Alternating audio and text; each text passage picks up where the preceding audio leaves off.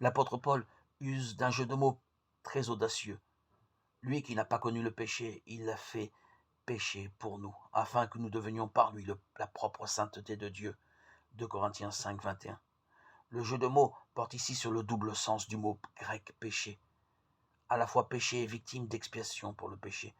Le sens est alors, quoiqu'il ne fût pas pécheur, le Père l'a fait offrande expiatoire pour le péché. De tout cela, il ressort que Jésus lui aussi avait à combattre le péché, qu'il était par quelque côté apparenté au péché.